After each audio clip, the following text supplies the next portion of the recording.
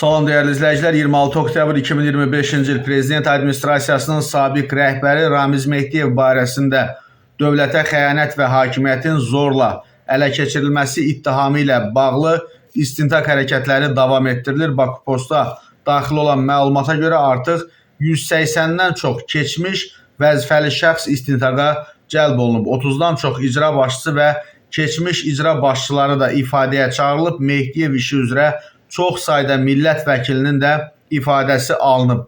Vasif Talıbov və ona yaxın bəzi iş adamlarının da adı Mehdiyev işində hallanır.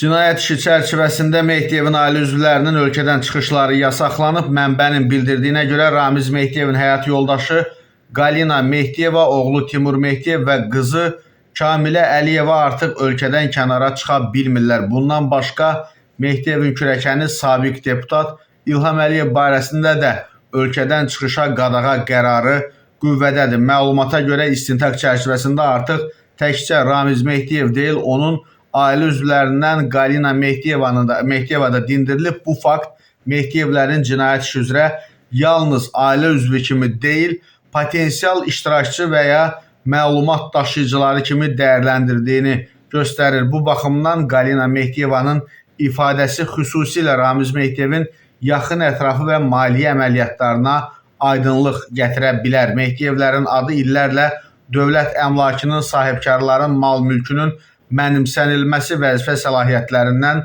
sui-istifadə, qohumbazlıq yolu ilə kadr təyinatları və gizli maliyyə axınlarının idarə edilməsi kimi məsələlərdə hallanıb. Mehdiyev imperiyası dağılma prosesinin son mərhələsini yaşayır.